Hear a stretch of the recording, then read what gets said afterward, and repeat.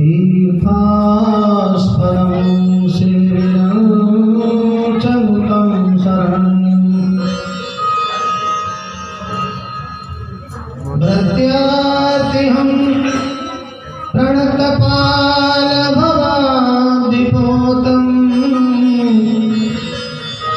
वन्दे महापुरुषते चरणारविन्दम्।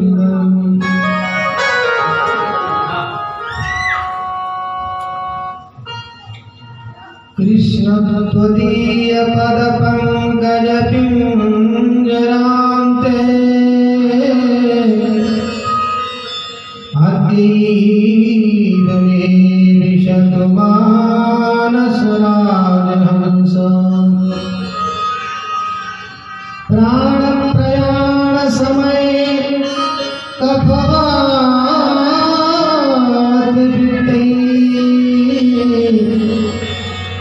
कंठावरोदनविधौ स्मरणं तस्य बंशी विभूषितकरात्मनीयदाः पीताम्बरादरुणबिम्बफलाधरोष्ठा पूर्णेन्दुसुन्दरमुखादरविन्दनेत्रा कृष्णा परं किमपि तत्त्वमहं न जाने।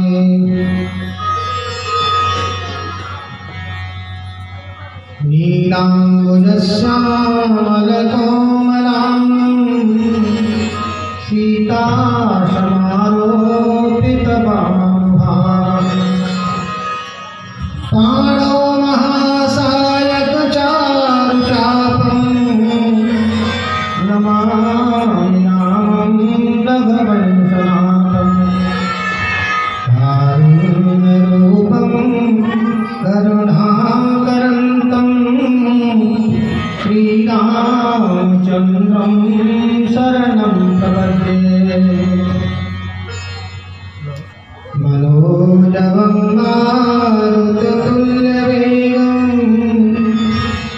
जितेन्द्रियं बुद्धिमतां वरिष्ठं वातात्मजं वानरयूथमुख्यं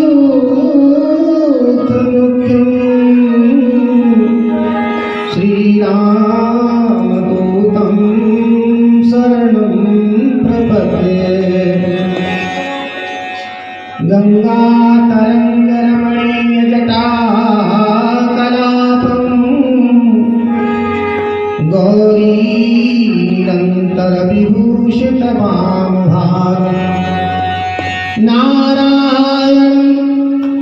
नारायणप्रियमनङ्गमदापहारं वाराणसीं गुरुपतिं भज विश्वनाथम्।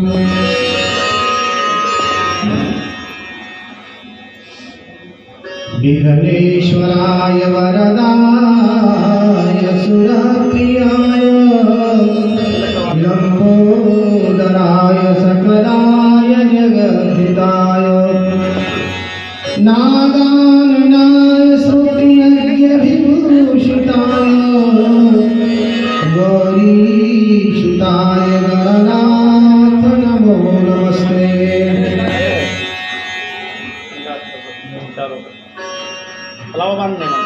अज्ञानतिमिरान्धस्य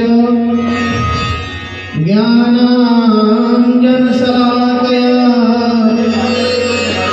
चक्षुरुन्मीलितं येन तस्मै श्रीगुरवे नमः।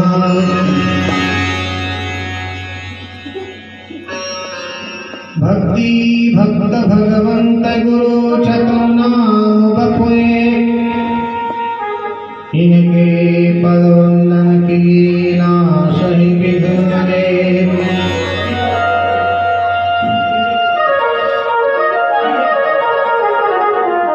नारायणं नमस्कृत्य नरं चैव नरोत्तमं सरस्वतीं व्यासं ततो जयमुदीरये।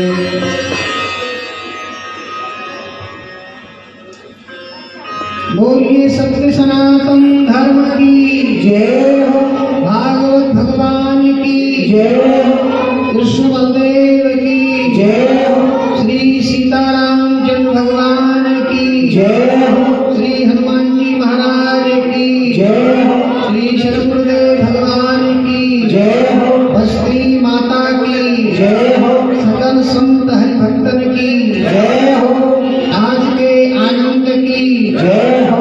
जय जय श्री राधे, जय जय श्री राधे, जय जय श्री राधे। आइए अपने मन और वाणी को पवित्र करने के लिए आप सभी क्षण भगवान नाम संकीर्तन करें। तत्पश्चात भगवान की मंगलमयी कथा का स्मरण करेंगे।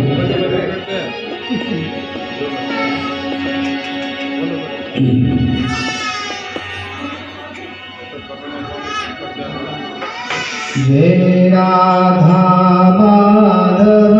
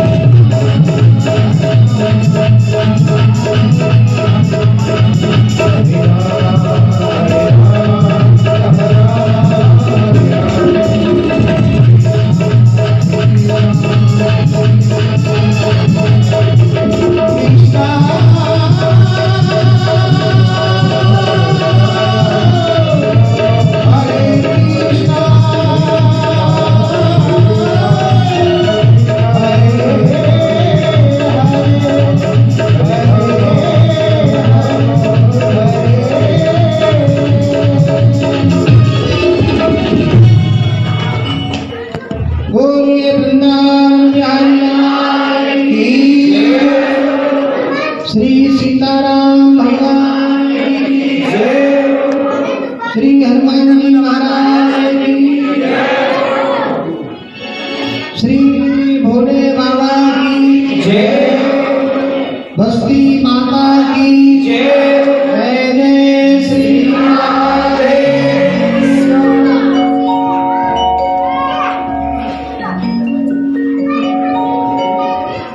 यं प्रव्रजन्तमनुपेतमपेतकृत्यं द्वैपायनो विरहकातरयानुहाव पुत्रेति तन्मयतया तरवोभिनेदु तं सर्वभूतहृदयं मुनिमानतोऽस्मि।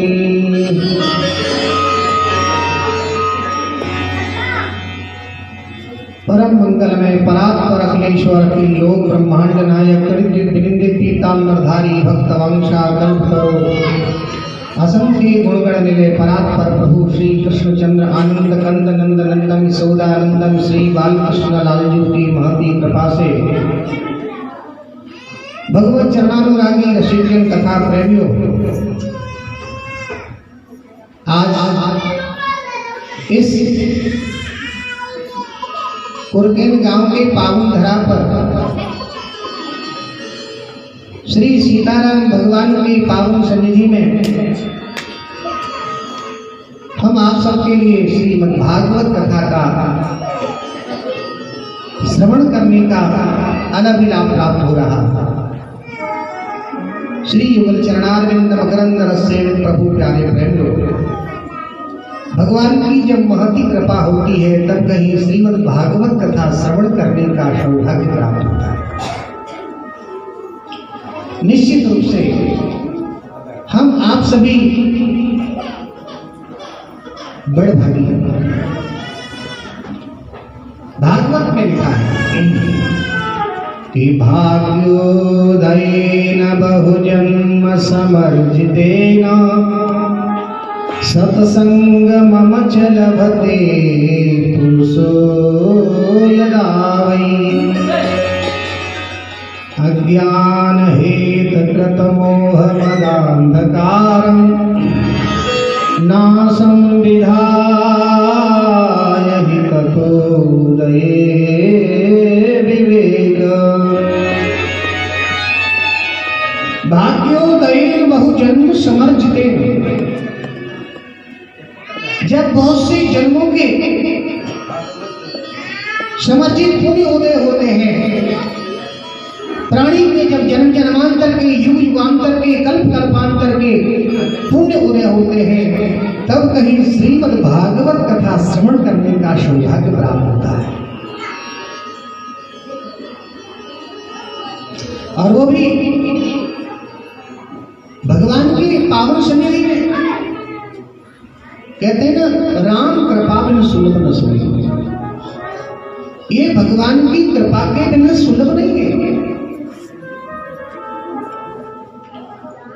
संसार में हर वस्तु पुरुषार्थ से मिल जाती है, लेकिन भगवान की कृपा, भगवान की कथा तो भगवान की कृपा से मिलती है।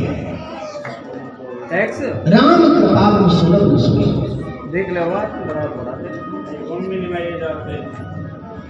प्रेमियों, देख लो तुम्हारी मर्जी। कहते हैं भगवान की कथा की महिमा क्या है।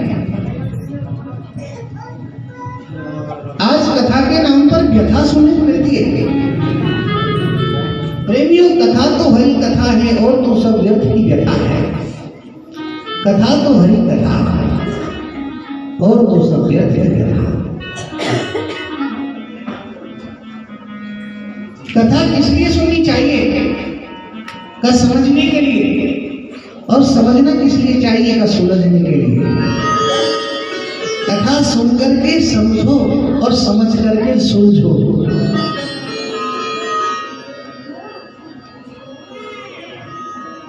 भागवत क्या है, आज पहले तो आप ये समझ लीजिए। प्रेमियों, भागवत कोई पोथी पुराण पुस्तक नहीं है। भागवत तो साक्षात भगवान श्री हरि का वांग्मय स्वरूप है। तेनेयम वांग्मयी मूर्ति प्रत्यक्ष वर्तते हरे। ये तो भगवान श्री हरि का वांग्मय स्वरूप है। एक तो अर्चा विग्रह होता है, एक बाचा विग्रह होता है। मंदिर में जो भगवान का विग्रह है ये अर्चा विग्रह है, और जो वेद पुराण और शास्त्र जो है ये भगवान की वाचा विग्रह है।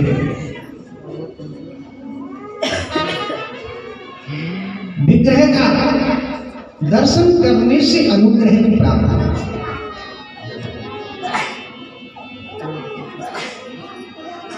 तो भागवत साक्षात श्री बालकृष्ण प्रभु का वांग्मय स्वरूप है। श्रीमद् भागवताख्योऽयं प्रत्यक्ष कृष्ण एव हि, ऐसा भागवत में लिखा है। ये भगवान का प्रत्यक्ष स्वरूप है। उन भगवान को तो हमने नहीं देखा, लेकिन भागवत भगवान तो हमारे समक्ष है।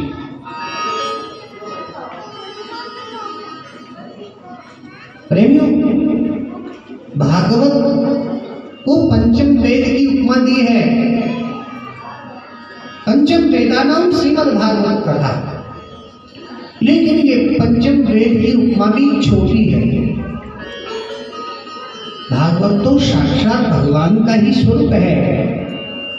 तेनेयम वांग्मयी मूर्ति प्रत्यक्ष वर्तते हरे। भागवत 4 अक्षरों से मिलकर के भागवत में 4 अक्षर है, भा ग ब क। भा नाम भक्ति से लिया गया है, ग ज्ञान से लिया गया है, बा वैराग्य से लिया गया है, और त त्याग से। भक्ति ज्ञान विरागण त्यागम तारे श्रीमद् भागवत की कथा, जिसमें चारों का महाराज समावेश है। भक्ति ज्ञान वैराग्य और त्याग। भासते सर्ववेदेषु गीयते नारदादि। वैराग्य श्रवण मात्रेण तरन्ति भवसागर इति श्रीमद् भागवत कथा व्याख्याया। जिसका भाष्य वेदों में किया है। भासते सर्ववेदेषु गीयते नारदादि, और जिसका गुणानुवाद नारद आदि मुनियों ने भी किया। देवर्षि नारद ने भागवत का महाराज गुणानुवाद किया। वैराग्य श्रवण मात्रेण, जिसका श्रवण माने जिसका श्रवण करने से वैराग्य उत्पन्न होता है, ऐसे श्रीमद् भागवत है। तारे कहते हैं तारे तरंती भवसागर, ये भवसागर को तारने के लिए एक हमारा शुभम साधन है। पूज्यपाद प्रबोधक ब्रह्मचारी जी महाराज ने अपनी भगवती कथा में बहुत बढ़िया सुंदर महिमा लिखी है, मैं आपको सुनाऊंगा। कि भागे कहे नर भाग भूल जात है, और गाके कहे ते गुमान गल जात है। कि भागे कहे ते वैराग हो तो विषयन सो, और ताके कहे ते भव सिंध तर जात है। पिताते स्वजन जन हर मन में विचार करो, भागवत सुने ते भव फंद कट जात है।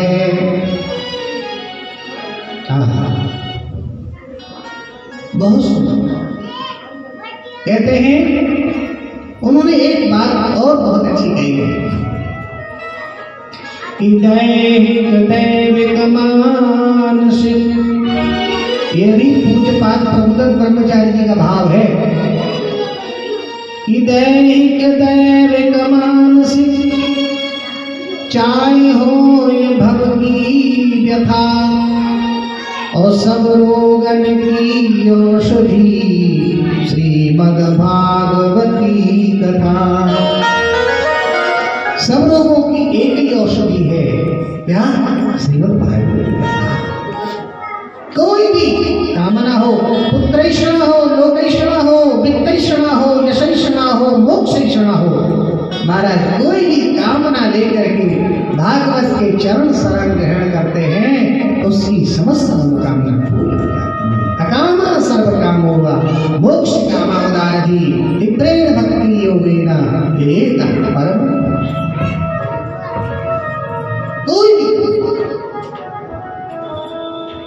प्रेमियों, भागवत कल्प वृक्ष है। भागवत में महात्मा में भागवत की महिमा लिखी है वेद व्यास भगवान ने, बहुत सुंदर भाव लिखा है।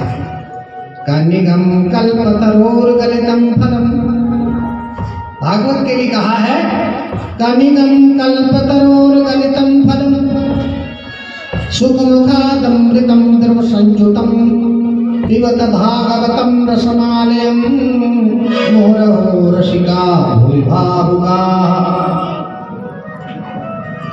निगम माने वेद, निगम कल्पतरोर गलितम फलम, कल्पतरु कल्प वृक्ष को कहते हैं, निगम कल्पतरोर गलितम फलम।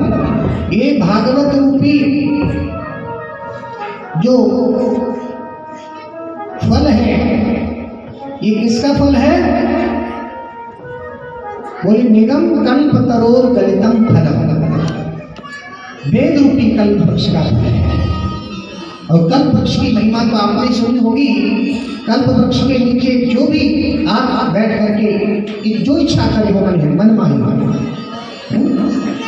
प्राणी कल्प वृक्ष के नीचे जाकर के जो भी कामना करता है उसकी वही कामना पूरी होती है। और ऐसे ही कल्प वृक्ष का फल है भागवत।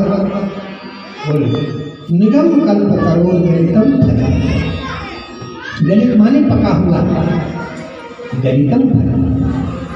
किसी ने कहा बोले महाराज फल में तो छिलका गुठली होता है, इस फल में भी कोई छिलका गुठली होगा? नहीं, इसमें त्याज वस्तु तो कुछ ही नहीं। तो क्या है?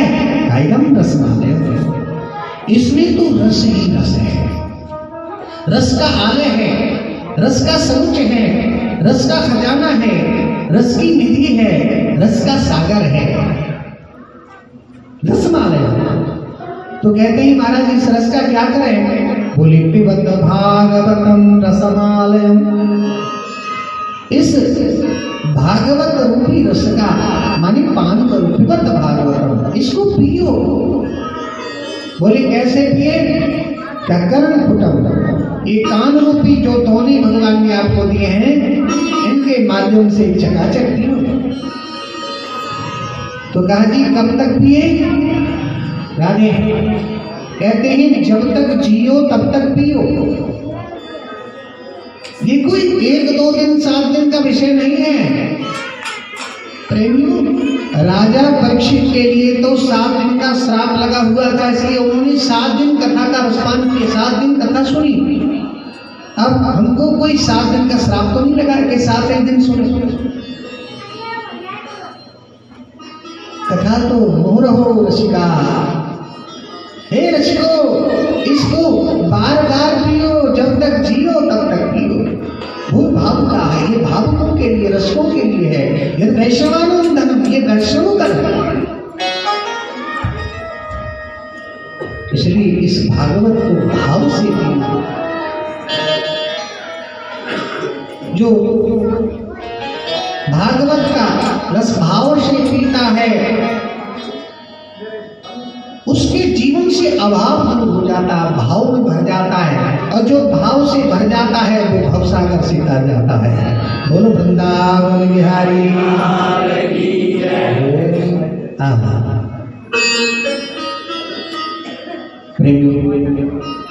भागवत की महिमा जितनी कही जाए उतनी कम है। दर्शनम पाप नाशनम, भागवत के दर्शन करने से पाप नष्ट हो जाते हैं। हर्षणम महापापनाशनम, भागवत जी का पठन करने से, भागवत जी को प्रणाम करने से महापातक नष्ट हो जाता है और शिरोधारणम मोक्षदायकम। अगर भागवत जी को सिर पे धारण करने का सौभाग्य मिल जाए तो मोक्षदायकम, महाराज भागवत तो मोक्ष को भी प्रदान करने वाला है।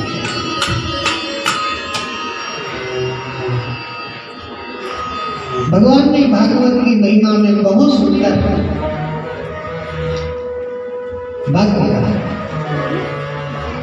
भगवान अपने मुख से कहते हैं कि मत्कथा वाचकम नित्यम मत्कथा श्रवणे रति मत्कथा प्रीतमनसं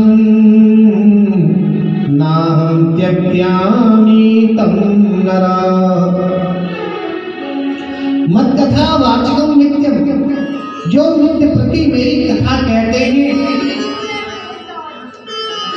और जो मेरी कथा सुनते हैं, मत कथा श्रवणे रति, जो मेरी कथा से मैंने रति मैंने प्रेम कर रखते हैं,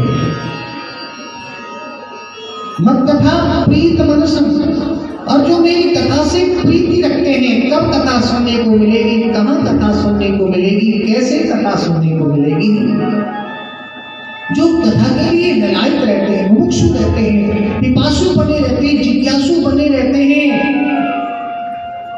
कथा मात्र ही बनी, जिन्होंने कथा को अपने जीवन का आधार बना लिया है। कहते हैं नाहं त्यक्त्यामि तं नरः, ऐसे प्राणियों को मैं कभी नहीं त्यागता, उन्हें अतिशय प्रिय होते हैं। भक्त चार प्रकार के होते हैं, एक तो आरती होते हैं, एक अर्थार्थी होते हैं, एक जिज्ञासु होते हैं, ज्ञानी होते हैं। आरती भक्त वो होते हैं जो आर्तवाणी से संकट पड़ने पर प्रभु को याद करते हैं, जैसे द्रौपदी आदि संकट पड़ने पर प्रभु को जिन्होंने याद किया है। बिन काज आज महाराज लाज गई मेरी, दुख हरो द्वारिका नाथ शरण में तेरी।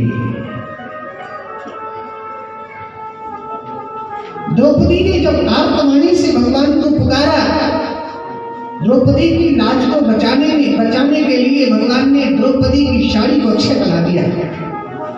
देखने वाले की दंग रह गए कि साड़ी है कि नारी है, कि नारी है कि साड़ी है, साड़ी बीच नारी है कि नारी बीच साड़ी है, साड़ी है कि नारी है कि नारी की साड़ी है। ये साड़ी की नारी बन गई कि नारी की साड़ी बन गई, साड़ी के बीच नारी है कि नारी के बीच साड़ी है। दुशासन में 10,000 हाथियों का बल था, लेकिन द्रौपदी की 10 गज साड़ी को नहीं खींच सका। कहा करे बैरी प्रबल जो सहाय रघुवीर, 10,000 गज बल घट्यो न 10 गज चीर। दुशासन में 10,000 हाथियों का बल था,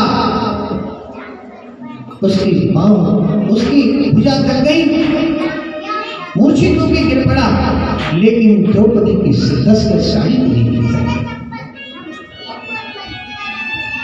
भगवान को आर्तवाणी से भी कोई पुकारता है तो भगवान उसके कष्ट को महाराज दूर करते हैं। कहते हैं उनसे बड़ा कौन दयालु है, ऐसो को उदार जगमाही, बिन आपा जो द्रवही दीन पर राम सरिस को नहीं।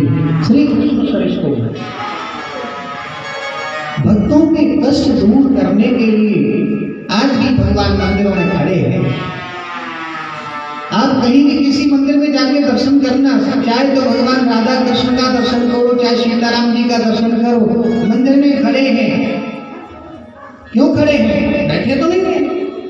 मेरे भक्त पर कब संकट पड़ जाए, कब मेरा भक्त आर्तवाणी से मुझे कहते ही भगवान श्री खड़े रहते हैं कि कहीं मुझे खड़े होने में देर न लग जाए। इसलिए अपनी भक्त की रक्षा के लिए, अपने भक्त के योगक्षेम के लिए भगवान मंदिर में आज भी तत्पर खड़े ही रहते हैं। खड़े होकर के भगवान सबके कष्टों को दूर करते हैं और आज भी भक्त वत्सल भगवान अपने भक्तों के दुख दूर करते हैं। भाव होना चाहिए। भावो विद्यते देवो तस्मात् भावहि कारणम।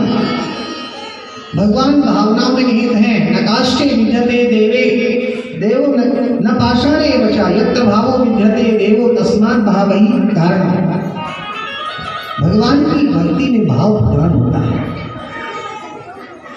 कहते हैं भाव से मुझको भजे तो भव से बेड़ा पार। बिना भाव के हम सब्जी भी नहीं खरीद सकते। मंडी जाएंगे तो कहेंगे भैया ये भिंडी क्या भाव है, ये टमाटर क्या भाव है, ये हम सब्जी क्या भाव है। तो बिना सब्जी के, बिना भाव के जब हम सब्जी भी नहीं प्राप्त कर सकते हैं तो क्या बिना भाव के भगवान को प्राप्त कर सकते हैं? भगवान को पाने के लिए भी विशुद्ध भाव होना चाहिए। तो एक भक्त होते हैं आरती, जो आर्तवाणी से भगवान को पुकारते हैं, संकट पड़ने पर प्रभु को पुकारते हैं, उनकी आर्तवाणी को भी भगवान सुनते। एक होते अर्थार्थी, जो अर्थ की कामना के लिए भगवान का निजन पूजन करते हैं, उनका अर्चन वंदन करते हैं। अर्थार्थी जो होते हैं वो अर्थ की प्राप्ति, मानी कोई भी यज्ञ अनुष्ठान करेंगे या कोई भी सत्कर्म करेंगे तो उसमें अपनी कामना को कहते हैं। हे गिरिराज महाराज, मेरा ये अमुक काम हो जाए, मैं तो तुम्हारे दूध की धार चढ़ाऊं, परिक्रमा लगाऊं, दंडों की लगाऊं, मनोती मांगू। तो अर्थ की कामना के अर्थ प्रधान जो भक्त होते हैं उनकी अर्थ कामना को भी भगवान पूरी करते हैं। वो तो अकामा सर्व काम हो, कोई भी कामना हो, कर्तुम अकर्तुम अन्यथा सर्वथा कर्तुम समर्थ ईश्वर, सब कुछ करने में सक्षम है। एक होते हैं जिज्ञासु। जिज्ञासु जो भगवान को पाने के लिए, भगवान को जानने के लिए भगवान की कथा सुनते हैं, भगवान की कथा के लिए जिज्ञासा बनाए रखते हैं। जिज्ञासु भक्त भगवान को प्रिय होते हैं। भगवान का बन करके भगवान के लिए भगवान की कथा सुनो। जिज्ञासु भक्त भगवान को प्रिय होता है। भगवान की कथा के लिए जिज्ञासा जो रखते हैं, भगवत प्राप्ति के लिए जो जिज्ञासा रखते हैं, जिज्ञासा अच्छी है। अगर परीक्षित जी जिज्ञासा न करते तो क्या हमें भागवत कथा सुनने को मिलती? क्या अर्जुन जिज्ञासा नहीं करते तो क्या हमें गीता सुनने को मिलती? सती माता पार्वती अगर जिज्ञासा न करती तो राम कथा सुनने को मिलती। तो जिज्ञासा भी हो तो भगवान की कथा सुनने की हो, भगवान की प्राप्ति की जिज्ञासा है। एक होते हैं ज्ञानी। ज्ञानी भक्त जो होते हैं वो सर्वत्र समान रूप से सब में भगवान का दर्शन करते हैं। उनको ज्ञानी नहीं कहते हैं जो अपने आप में ही भगवान को दर्शन करें और दूसरे से राग द्वेष करें, उसको ज्ञान नहीं कहते हैं। या ज्ञान, ज्ञान तो वो होता है जो सर्वत्र समान रूप से सब में भगवान का ही दर्शन करे, मेरे प्रभु के अलावा कुछ है ही नहीं।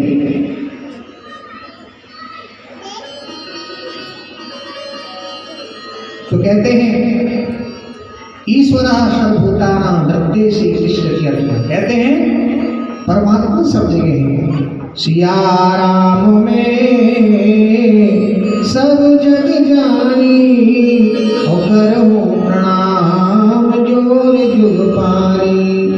सब में सीताराम का दर्शन करे और सब में भगवान का दर्शन करके सबका लगन करे, सबका सम्मान करे। प्रेमियों, भागवत कथा में सबसे पहले एक श्लोक लिखा है महात्मा में, मैं आपको सुना देता हूं। कुछ लोग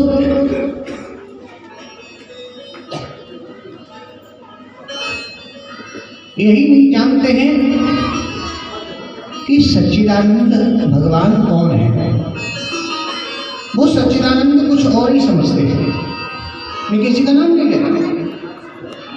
और भागवत में सबसे पहले लिखा है कि सच्चिदानंद रूपाय विश्वोत्पत्त्यादि हेतवे तापत्रय विनाशाय श्री कृष्णाय वयो नमः। सच्चिदानंद स्वरूपाय विश्वोत्पत्त्यादि हेतवे, भगवान का स्वरूप कैसा है? वंदना की है यहाँ पर व्यास जी ने कि सच्चिदानंद स्वरूपाय, सदानंद है भगवान, चिदानंद है, आनंदानंद घन है, सब चीज आनंद तीन शब्द से बना है सच्चिदानंद। भगवान सत्य स्वरूप है, श्री सत्यम परम धीमहि कहा है। प्रथम स्कंध के पहले श्लोक में सत्यम परम धीमहि का भी संबोधन व्यास जी ने, भगवान ही सत्य है और यही आनंद घन है। जो आनंद सिंधु सुखना, जो आनंद सिंधु सुखना,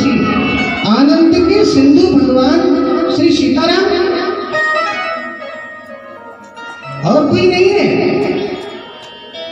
निर्गुण निराकार परब्रह्म परमात्मा ही भक्तों को सुख देने के लिए, दुष्टों का दमन करने के लिए, भूभार उतारने के लिए सगुण साकार रूप धारण करके श्री सीताराम के रूप में प्रकट होते हैं, कभी श्री राधा कृष्ण के रूप में प्रकट होते हैं। यही है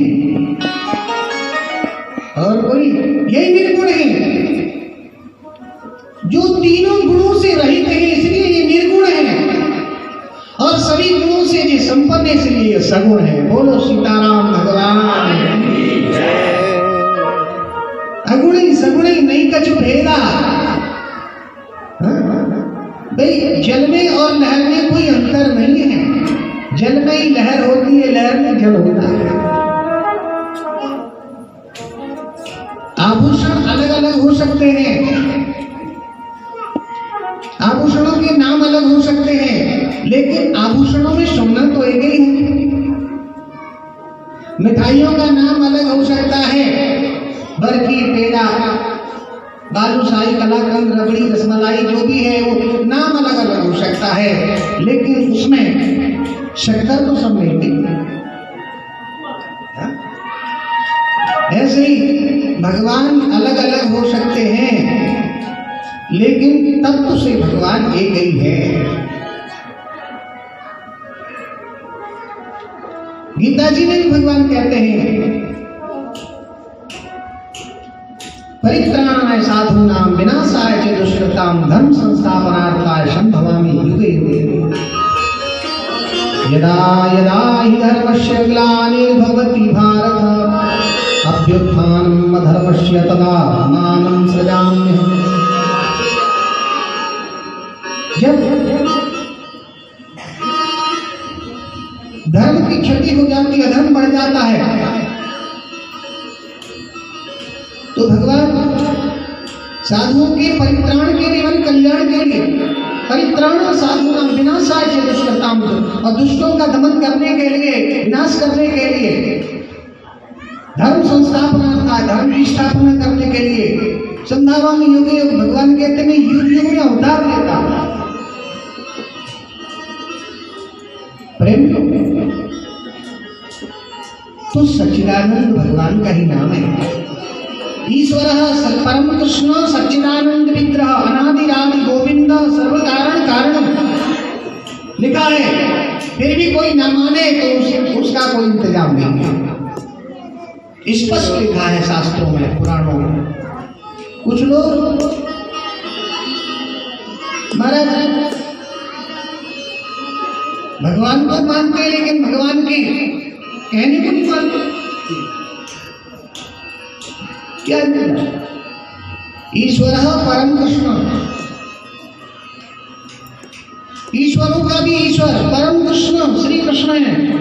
सच्चिदानंद विग्रह, सच्चिदानंद के विग्रह स्वरूप है श्री कृष्ण।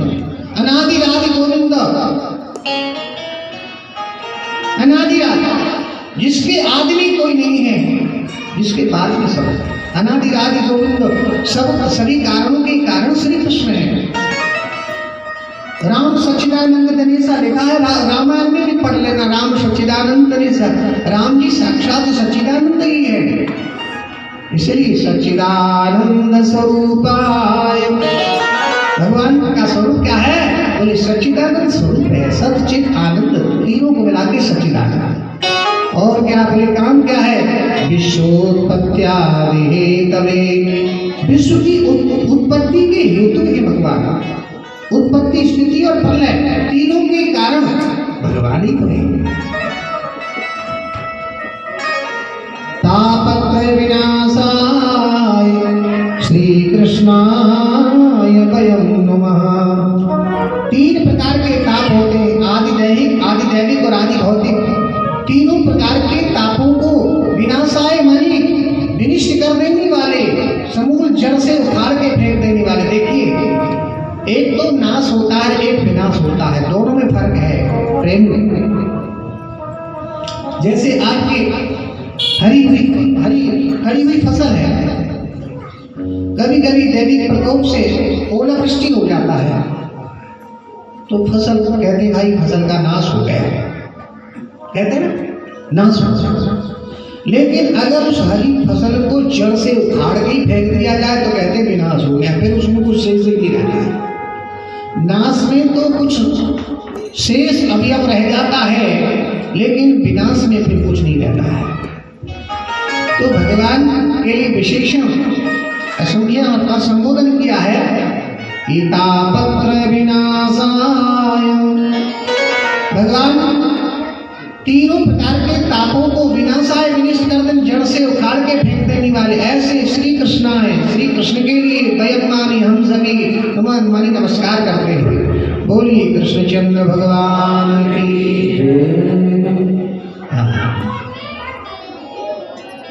तो इस प्रकार से श्री व्यास जी महाराज ने बहुत सुंदर यहाँ पर स्तुति की है।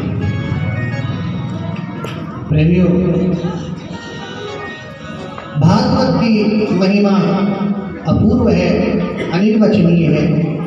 एक बार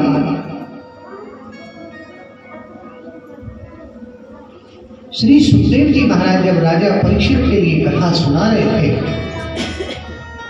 तो देवता अमृत का कलश लेकर के आए और देवताओं ने आकर के महामुनि सुखदेव जी को प्रणाम किया, वंदन करते हुए कहते हैं, हे महामुनि, हम ये कलश में अमृत लेकर के आए हैं। इस अमृत के लिए आप राजा परीक्षित को पिला दो और इसके बदले आप हमको भागवत कथा पिला दो, मानी भागवत कथा सुनाओ। तो सुखदेव जी महाराज मुस्कुरा करके कहने लगे, रे देवताओं,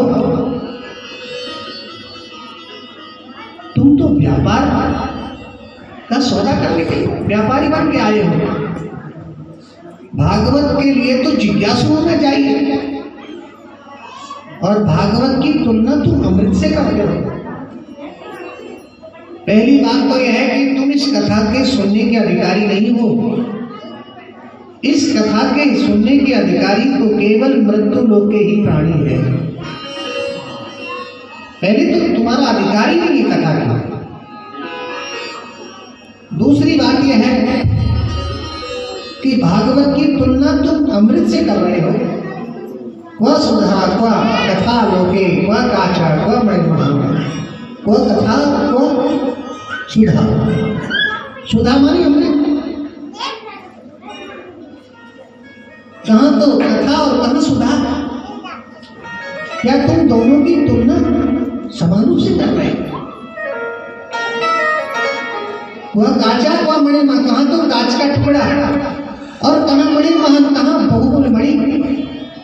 प्रेमियों, कांच का टुकड़ा तो आपको कहीं भी मिल जाएगा। सड़क के किनारे चले जाना, हजारों आपको लाखों कांच के टुकड़े मिल जाएगा। इतनी गाड़ियां टकराती रोजाना है, चाहे जहां भी देख लो कांच के टुकड़े मिल जाए, लेकिन मणि आपको कहीं नहीं मिलेगी। कहते हैं भागवत तो मणि के समान है, तुम्हारा अमृत तो कांच के टुकड़े के समान है। क्या तुम कांच के टुकड़े के बदले मणि को प्राप्त करना चाहते हो? कौन कह रहे बात? सुखदेव जी। वो कांचा तो मणि महान। इसलिए चले जाओ, तुम अमृत के बदले कथा सुनने का अधिकार। ये कथा के ऊपर तुम्हारा अधिकार नहीं है। सुराणाम अपनी दुर्लभ भागवत, कहते हैं भागवत ने लिखा है ये भागवत कथा तो देवताओं के लिए भी दुर्लभ है। व्यासी ने ऐसा लिखा है भागवत में। ईश्वर के सत्य च कैलाशे वैकुंठे नास्तपारस, अतः पिबन्ति सद्भाग्या मामुचत कर्हिचित्। स्वर्गे सत्य च कैलाशे।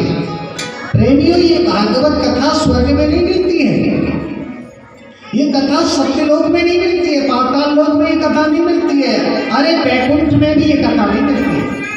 इसके लिए कोई प्रमाण है? यहाँ हमारा प्रमाण है, भागवत में ही प्रमाण है। और दूसरा एक प्रमाण हम दे रहे हैं। जब भगवान श्री सीताराम जी अपनी लीलाओं का स्मरण करते हुए राघवेंद्र प्रभु जब साकेत धाम जाने लगे तो अनंत बलवंत श्री हनुमंत लाल जी से कहने लगे, हे हनुमंत लाल, आप भी साकेत के लिए चलो, क्या करोगे इस धरा धाम पर? हनुमान जी महाराज हाथ जोड़ करके भगवान रघुनंदन श्री राम के सामने खड़े हो गए। यहाँ पर अब मैंने मन बना लिया है, बीच बीच में भगवान श्री राम के कोई एक आध प्रसंग हम रोजाना सुनाया करेंगे, क्योंकि राम जी का दरबार है और हम तो सीताराम, हम तो आपके राम कथा की कह रहे थे, लेकिन वो अब अचानक एकदम संयोग बना। कोई बात नहीं है, राम कथा का भी अवसर आएगा, लेकिन बीच बीच में राम कथा का भी आपको आनंद मिलेगा, चिंता न करना। तो भगवान रघुनंदन श्री राम कहते हैं, हनुमान जी आप ही चलो साकेत के लिए, क्या करोगे इस धरा धाम पर? हनुमान जी कहते हैं, प्रभु राघव, मैं साकेत नहीं जाऊंगा। क्यों? बोले साकेत में आपका दर्शन तो होगा, आप तो होंगे, लेकिन साकेत में आपकी कथा नहीं होगी और मैं आपकी कथा की जगह नहीं रह सकता हूं। भगवान ने कहा तो कब तक नहीं चलोगे?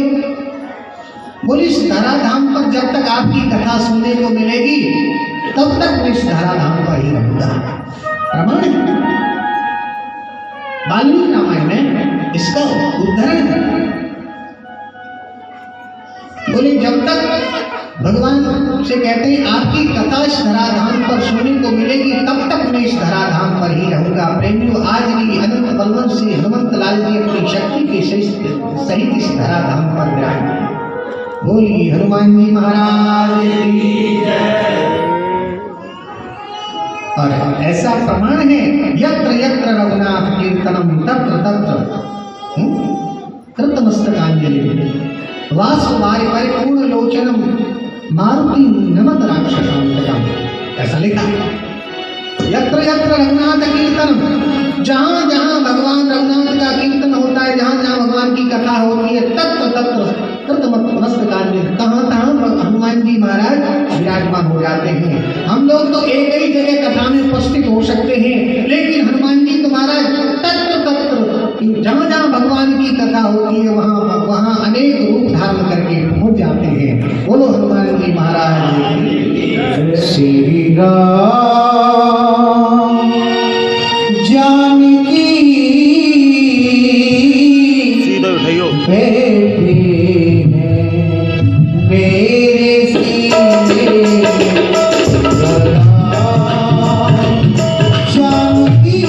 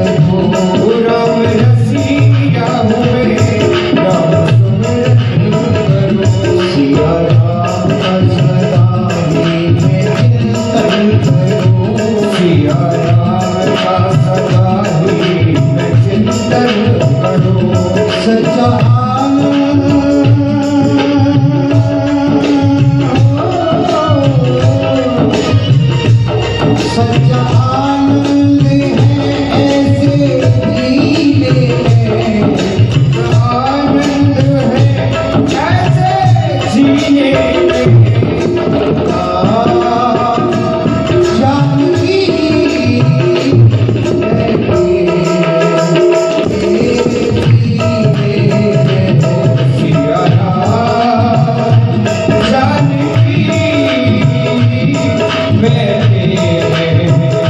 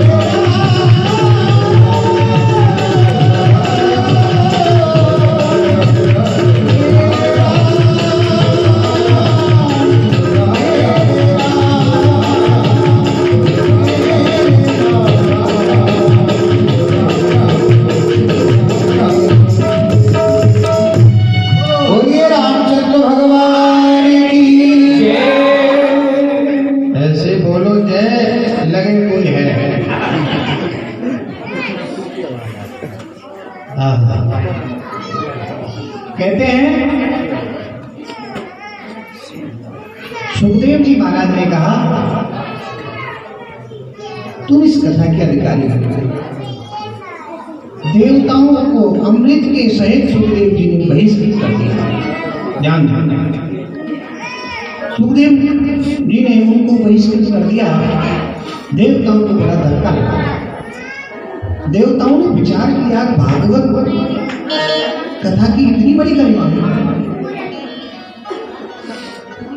अब वो भागवत की परीक्षा करने लगे। प्रेमियों सत्य लोक में एक तराजू है। तराजू के एक पलड़े में बात न करो ए बच्चों बात न करें।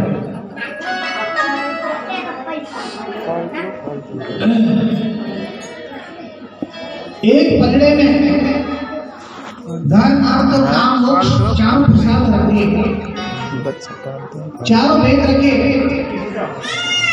सांख्य योग न्याय वैशेषिक मीमांसा ये 6 शास्त्र रखे। 11 उपनिषद आदि रखे। और एक पलड़े में केवल श्रीमद् भागवत कथा को प्रतिष्ठित किया। आश्चर्य हुआ। भागवत का पलड़ा नीचे टिक गया और जिसमें 4 पुरुषार्थ आदि रखे थे, 4 वेद आदि रखे थे, जिसमें उपनिषद आदि रखे थे, उसका पल्ला ऊपर चला गया। जो पलड़ा हल्का होता है वो ऊपर जाता है, जो भारी होता है वो नीचे गिर जाता है। उनके आश्चर्य का ठिकाना नहीं रहा। भागवत की इतनी बड़ी गरिमा, आखिर भागवत क्या है? भागवत जी का ध्यान करने लगे। थोड़ी देर में क्या देखा? मुरली मनोहर श्याम सुंदर भगवान श्री वृंदावन बांके बिहारी लालजू भागवत में से ही प्रकट हो जाते हैं। बोलो भागवत भगवान की जय। हल्की सी को डालो। भगवान प्रकट हो गए और कहने लगे देवताओं भागवत को तुम क्या समझते हो? भागवत तो मेरा स्वरूप है। को डालो हल्की सी को। श्रीमद् भागवताख्योयम प्रत्यक्ष ही शिष्य तो होता है। भागवत साक्षात भगवान का ही स्वरूप है।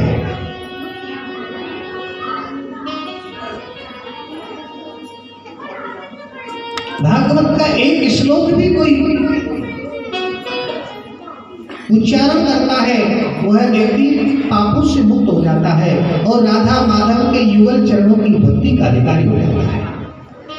अरे एक श्लोक की बात छोड़ो। श्लोकम श्लोक पादम्बा नित्यम भागवतोद्भवम।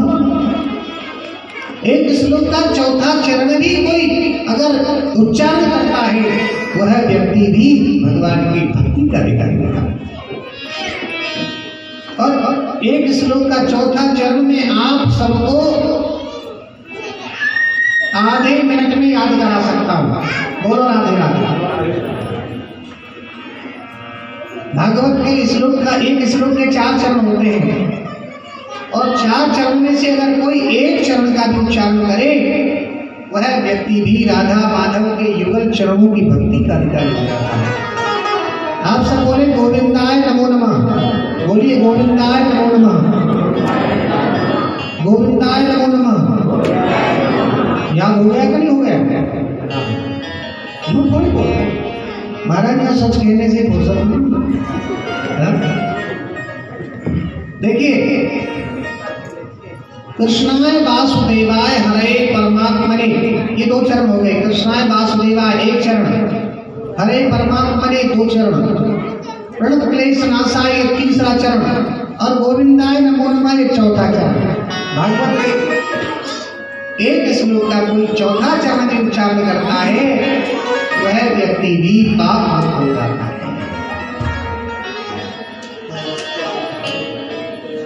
कहते हैं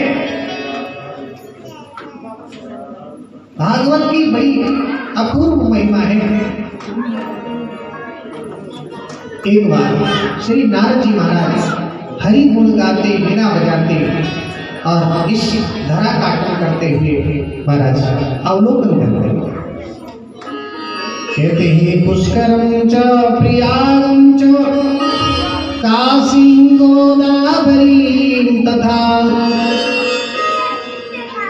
हरिक्षेत्रे कुरुक्षेत्रे श्रीरंगम श्वेतवंदनम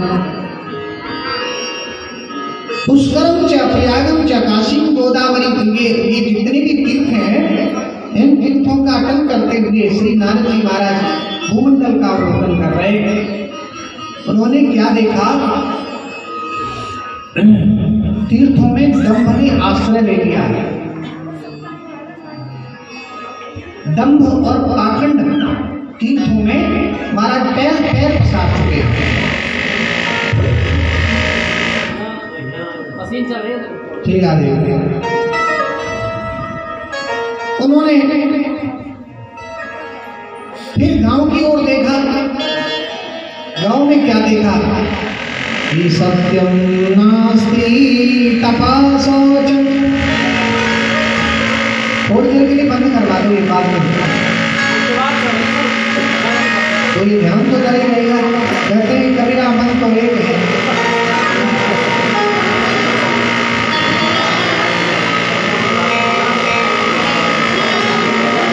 ऐसे लग रहा है कोई धोखी भी कील ठोक रहा है।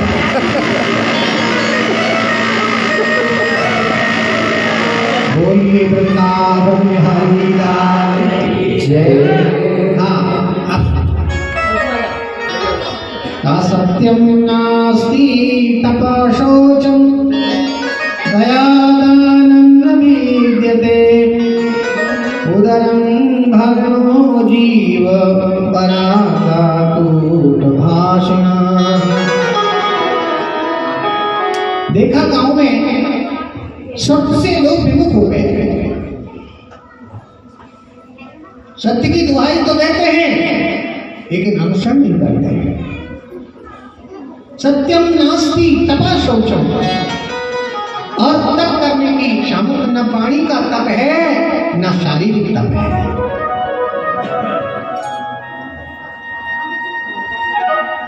सत्यम नास्ति तपा शौचम, और शौच से भी, शौच में पवित्रता पवित्रता नहीं है। दया दानम न विद्यते, दया से विमुख हो गए हैं। दान में रुचि नहीं रही है, दान में रुचि नहीं रही है। दान में भी अपमान आ जाता है। और महाराज ऐसे समझ रहे कि ना भगवान को एहसान कर रहे का दान नहीं, दान में अहम नहीं होना चाहिए। कलयुग में कल्याण के दो ही साधन है प्रेमियों, दान एकम कलयुगे और नाम एकम कलयुगे। एक तो भगवान का नाम और एक दान, ये दो ही कलयुग में कल्याण के साधन हैं। ना तो कलयुग में कोई योग कर सकता है ना ध्यान कर सकता है। योग और ध्यान के नाम पर भले ही कोई बकवास करे वो बात अलग है। अरे इतना मन स्थिर कहाँ है जो आंख बंद करके तुम उस परमात्मा को ध्यान कर सके। आंख बंद करके बैठिए, तन नहीं होगा, मन नहीं चला जाता। तो कहते हैं सत्यम नास्ति तपा शौचम दया दानम न विद्यते। दान में ये अपमान आ जाता है, क्षमा करना। कभी कभी जो है ना सच बात, खरी बात जो है एकदम कड़वी लगती है। व्यक्ति एक पंखा भी दान करता है मंदिर में तो तीनों पंखुड़ियों का नाम लिखवा देता है। हाँ, जीते जी तो वैसे चक्कर काटता रहा, मर करके पंखे की पंखुड़ी में चक्कर काटता रहा। क्या उसको सब मिलेगा, क्या शांति मिलेगी। मंदिर में एक कमरा भी बनवाते पहले बीजक लगवा देते हैं। अमुक पूर्वजों की यादगार में, हाँ? बच्चों की खुशी के लिए, श्रीमती की प्रेरणा से, हाँ? एक कमरा बनवा करके लोकार्पण किया आदि। और जब जाएंगे ना मंदिर में जाएंगे तो पहले अपना बीजक देखेंगे, मेरा बीजक किसी ने हटा तो नहीं किया, मेरा नाम किसी ने मिटा तो नहीं किया। इतनी आसक्ति हो जाती है। दान करके भूल जाना चाहिए कि मैंने कुछ किया। दान में अभिमान नहीं होना चाहिए और नाम में आलस नहीं होना चाहिए। अगर भगवान के नाम में आलस न हो और दान में अगर अभिमान न हो तो मैं कहता हूं डंके की चोट पर ये दो ही साधन कल्याण के लिए श्रेष्ठ और पर्याप्त है। दान करके भूल जाना चाहिए और भगवान के नाम में कभी आलस नहीं करे। प्रमाण नहीं कली कर्म ना धर्म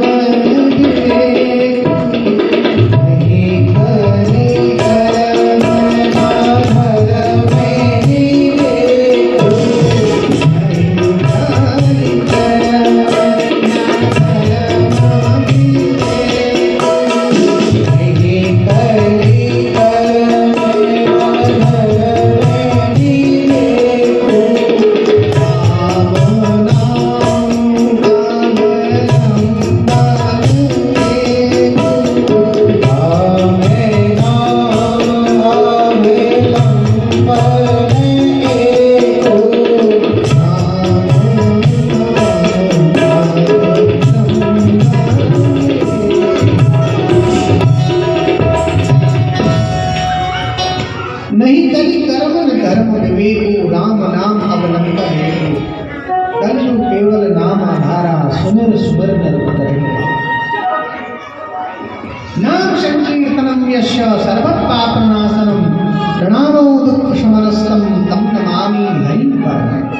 प्रेमियों, नाम संकीर्तन ही कलयुग में समस्त पापों को ध्वस्त करने की शक्ति रखता है। हरि नाम से बढ़कर के कल्याण के लिए कोई दूसरा साधन कलयुग में नहीं है। चैतन्य महाप्रभु ने डंके की चोट पर महाराज नाम अभिमान किए। तुलसीदास जी ने डंके की चोट पर नाम अभिमान।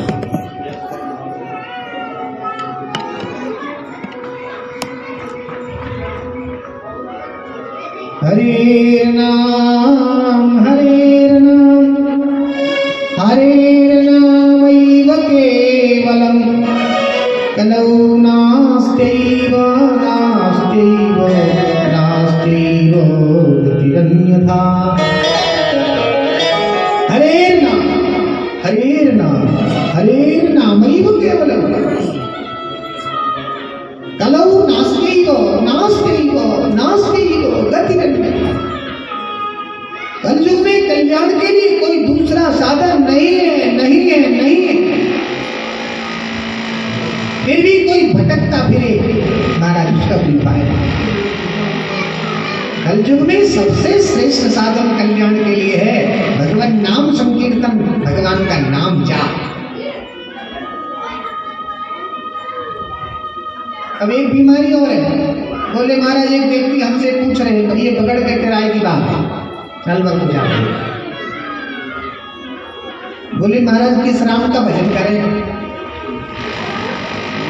हमने कहा राम तो एक ही है। तो बोले हम तो आपको 4 राम गिनवा दें। तो हमने गिनवाओ। तो वो कहने लगा एक राम दशरथ का बेटा, एक राम घट में लेटा, एक राम जग सकल पसारा, एक राम दुनिया से न्यारा। अब इस राम का भजन करें। तो हमने उससे कहा एक बात बताओ तुम्हारे बाप कितने हैं? तो बोले बाप तो एक ही होता। हमने कहा तुम्हारे 4 बाप हम गिनवा दें। तो क्या गिनवाओ? हमने कहा गिनो। एक बाप दादी को 12, एक बाप फूफा को 7, एक बाप चाचा का भाई, एक बाप नानी का जमाई। अब इनमें से कौन सा तेरा बाप भाई?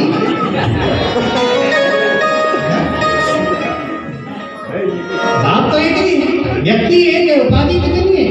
एक ही व्यक्ति किसी का मामा लगता है, किसी का मौसा लगता है, किसी का फूफा लगता है, किसी का साला लगता है, किसी का बहनोई लगता है, किसी का बाप लगता है, किसी का बेटा लगता है। व्यक्ति एक है, उपाधि कितनी है? ऐसे ही परमात्मा एक ही है। तेरे रूप अनेक तू एक ही है। अनेक रूप रूपाय विष्णु एक और विष्णु एक। फिर भी कोई धक्का खाता फिरे तो उसका कोई इंतजाम नहीं। दो हाँ घर करके भी भजन कर सकते हैं। निकम्मे माँ बाप की तो सेवा नहीं करते और माँ आश्रम में जाके खुरपी चलाते हैं। अपने माँ बाप की सेवा करो। सेवा ही करने का ज्यादा शौक है तो गांव में गांव की सेवा, समाज की सेवा करो। तो कहने का अभिप्राय यह है भगवान एक ही है, एको ब्रह्म द्वितीयो नास्ति, दूसरा कुछ है ही नहीं।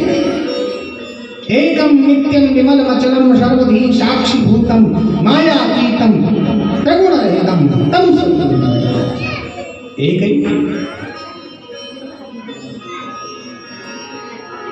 वो तो युग के अनुरूप कभी कभी किसी रूप में अवतरित होते हैं भगवान, ये तो भगवान लीला करते हैं, यद्यपि वो एक ही है। अभी कुछ देर पहले उदाहरण आपको दे रहा हूं। तो प्रेमियों, नारद जी महाराज ने देखा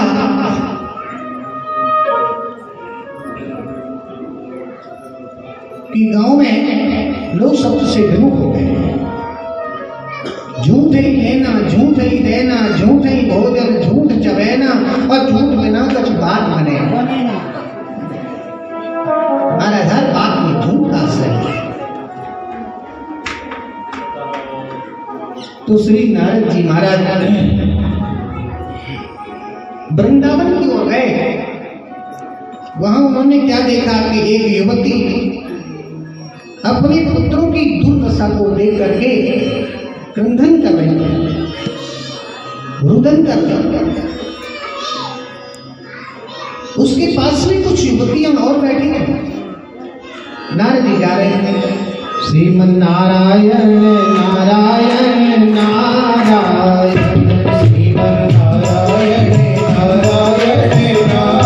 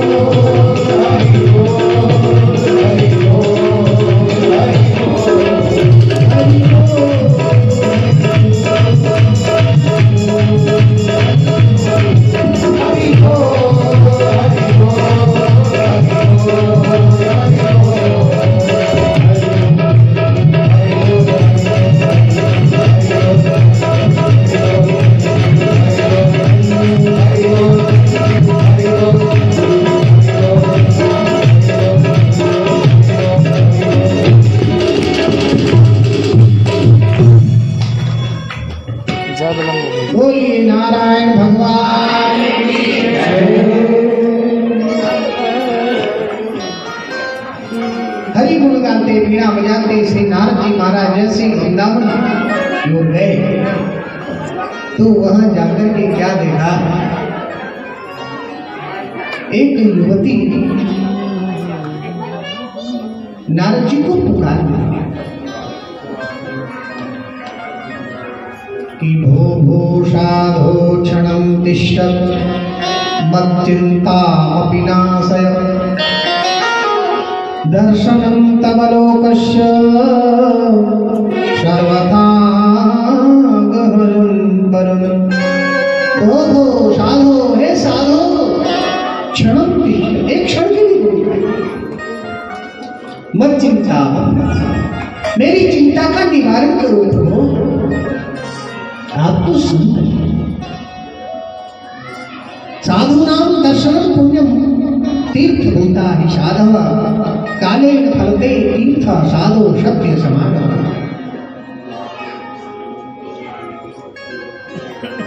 साधु का दर्शन करने से पुण्य की प्राप्ति, साधु नाम दर्शनम पुण्यम, लेकिन साधु होना चाहिए।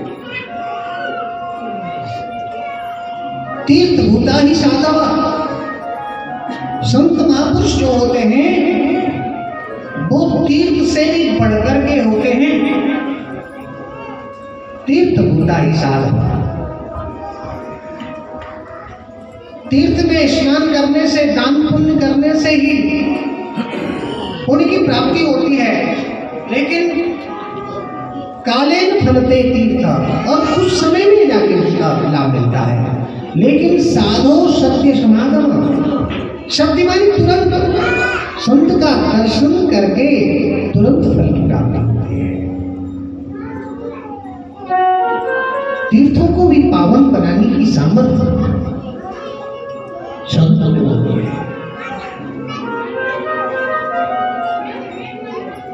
कहते हैं ना, बालापन ते हरि भजे और तजे जगत की आस।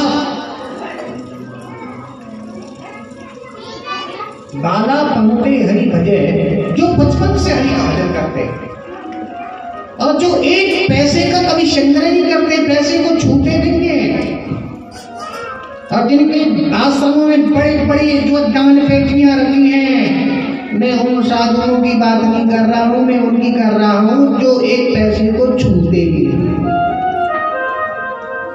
प्रतिष्ठा सुकरी विष्ठा, प्रतिष्ठा को जिन्होंने सुकर की विष्ठा के समान त्याग किया, गौरव महारौरव, गौरव को जिन्होंने गौरव घर की तरह त्याग किया, सम्मानम सुरापानम, सम्मान को जिन्होंने सुरापान की तरह महाराज जिसको त्याग, त्रियम त्यक्त्वा हरि भजे, तीनों को त्यागने वाला, तीनों को छोड़ने वाला ही भजन कर सकता है। भजन का अभिप्राय क्या है? भजन, भज धातु से भया, मन को ना भजने देना ही भजन है। मुनि कौन है? जिसने मन को मोड़ लिया वही तो मुनि है। संसार से जिसने मन को मोड़ लिया, भगवान के चरणों में मन को लगा दिया, वही मुनि है। बस इधर से हटाना है और इधर से हटाना है, बोलो राधे राधे। मन को संसार से हटा दो और भगवान के चरणों में सटा दो, तो समझ लो आप मुनि हो। इसलिए मन को मोड़े। कुछ लोग तो मुड़ करके भी नहीं मुड़ते हैं महाराज, मुड़ के भी न मुड़े तो क्यों मुड़े? मुड़ने के लिए मुड़े, लेकिन फिर भी न मुड़े तो क्यों मुड़े? मुड़ने के लिए मुड़ना चाहिए, और मुड़ मुड़ करके भी नहीं मुड़ते, मुड़ने का मत जानते। इसलिए पूछा, बोले कि महाराज मुंडन क्यों? बोले कि हमने तो इसलिए मुड़वाया है कि मूड़ मुड़ाए तीन गुण, सिर की मिट जाए खाज और खाए में तो लड़ूगा मेरे लोग कहे महाराज। बोल रहा है मूड़ मुड़ाए तीन सुख और सिर की मिट जाए खाज, खाने को लड़ुआ मिले लोग कहे महाराज। अच्छा अब तो तुम बताओ। लोग कहते हैं गंगा शीशा तेल भी बच जाता है, बोलो रात कंगे की जरूरत। हाँ बोलो वृंदावन बिहारी। तो श्री नारद जी महाराज को देख करके वह युवती पुकारने लगी, भो भो साधो, हे साधो, क्षण की मिल जाओ, मेरी चिंता को दूर करो। मैंने सुना है दर्शनम तव लोकस्य सर्वथा धर्म। आपका दर्शन करने से ही पाप नष्ट हो जाता है, संताप की निवृत्ति हो जाती है, पाप संताप मिट जाते हैं। नारद जी ने कहा, देवी कथम चिंता तुरा देवी, काते चिंता बलियसी भगत्वं सत्परम मह्यम स्वस्य दुःखस्य आत्मा। तुम्हारे दुख का कारण मैं जानना चाहता हूँ देवी, तुम्हारा क्या नाम है? ये अचेतन अवस्था में दोनों पड़े ये कुछ कौन है? इनका क्या नाम है जिनके लिए तुम तड़प रही हो? कौन? और ये देवियां जो बैठी हैं तुम्हारे अड़ोस पड़ोस में, दाएं बाएं कौन है? यहाँ की माता बहनों में एक मैंने विशेषता देखी, बिल्कुल बात नहीं करती और एकदम शांत होकर कथा सुन रही है, जबकि हर जगह की देवियां जो है इतनी शांति से कथा नहीं सुनती। हाँ बच्चे तो थोड़ा बहुत, हाँ लेकिन यहाँ की माता बहनों ने बहुत महाराज मैंने देखा एकदम शांत होकर के, और आप लोगों से भी अच्छी सुन रही है। हाँ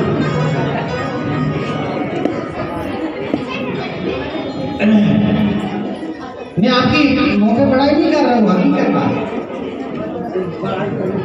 और भगवत माँ साहब आपने कितने बैठे, ये आपकी जगह नहीं, आपकी जगह तो घर है, नहीं तो घर के आप ही उड़ा दें। नहीं कभी कभी आपका भाव बन जाता है कि भूमिका लगाने लग जाए, ऐसा लगता है मानो अब भी आ गया।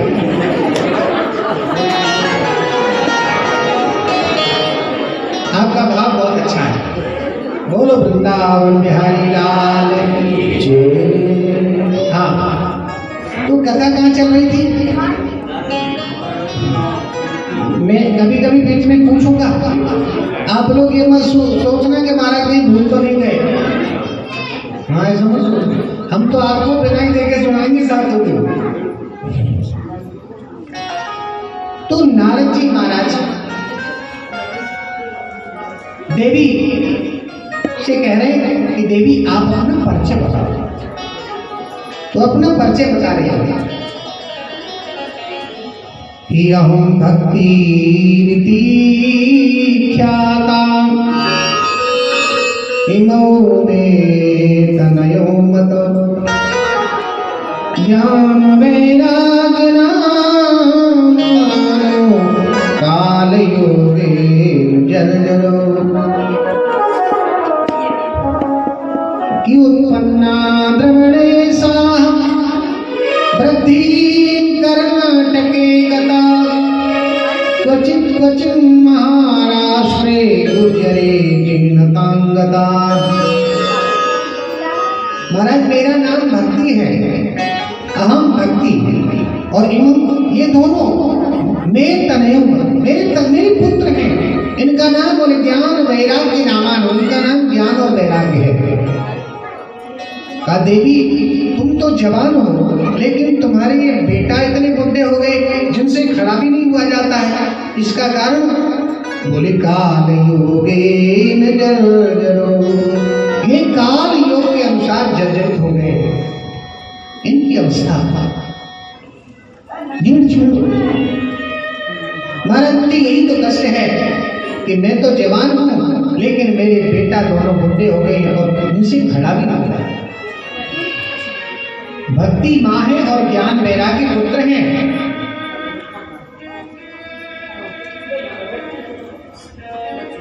बिना भक्ति के ज्ञान और वैराग्य हो ही नहीं सकते हैं। लोग ज्ञान की तो बात करते हैं लेकिन भक्ति नाम की कोई चीज नहीं। अरे ज्ञान का जन्म तो भक्ति से होता है। तो कहा बात ना करो, तो कहा ये दोनों ही पुत्र हैं और आपने पूछा था आपका जन्म कहाँ हुआ? उत्पन्ना द्रविड़े साहम, मेरा जन्म हुआ द्रविड़ में, दक्षिण भारत में। वृद्धि कर्नाटके गता, और कर्नाटक में मैं बड़ी हुई, पश्चिम महाराष्ट्र और महाराष्ट्र में मेरा पालन पोषण हुआ। गुर्जरी जीर्णतांगता, जैसे मैं गुजरात में आई तो गुजरात में मुझे बुढ़ापा आ गया, भक्ति का बुढ़ापा है गुजरात में। और जैसे ही मैं राजस्थान में होकर के गुजरने लगी तो राजस्थान में भक्ति को चेतना हुआ, कुछ भक्ति को पुष्टि हुई। राजस्थान में भक्ति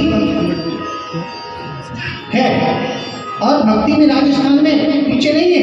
हमारे राजस्थान में एक से भक्त हुए,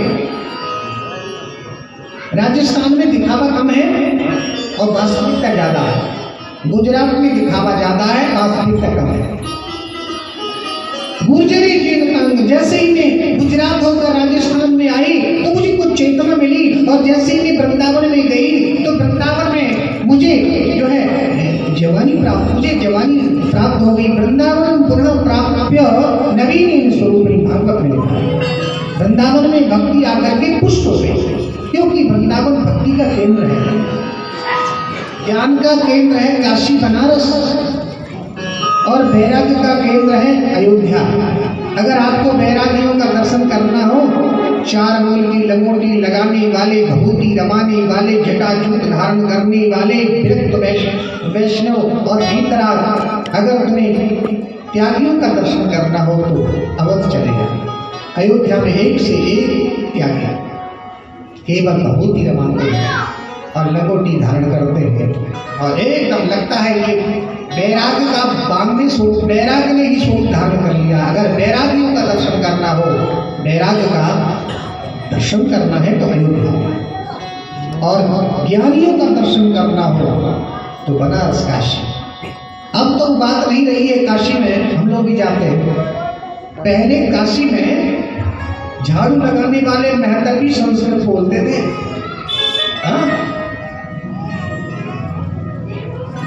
अय्यो नविल्ले केयो गयो छैवर गणगम गणनम झवै गणद जब गणद खापा चढ़तपा कपा शस्त्र हल की महेश्वरानी सूत्रानी। वहाँ के तालब भी सुनाते महाराज, यहाँ के तो अच्छे अच्छे महाराज पंडित भी नहीं बोल पाते। तो जैसे ही मैं वृंदावन में आया, वृंदावन भक्ति का केंद्र है। अगर आपको भक्ति का दर्शन करना हो, झूमती गाती नाचती हुई अगर भक्ति को देखना है तो आप वृंदावन में। हरि वृंदावन जाने को जी चाहता है, वृंदावन जाने को जी चाहता है, राधे राधे जाने को जी चाहता है, राधे राधे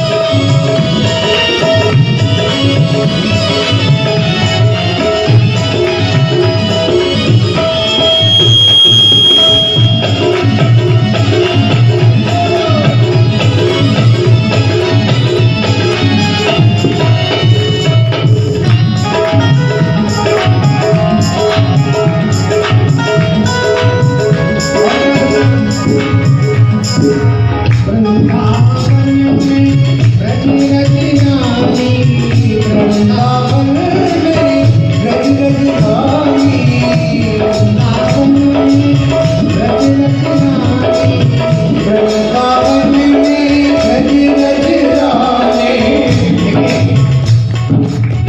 हमारे वृंदावन में कई रानियां हैं। एक तो राधा रानी, एक यमुना रानी, एक ब्रजराज रानी। एक बार एक राजस्थान की राजरानी महारानी दर्शन करने गई माँ के प्यारे दर्शन के, पालकी में बैठी और हाथी हमारी आगे आगे चल रहे हैं। और सावधान, रास्ता छोड़ दीजिए। राजरानी महारानी राजमाता पधार रही है, राजरानी आ रही है, सामने से हट जाओ। तो एक झाड़ू लगाने वाली झाड़ू लगा रही थी,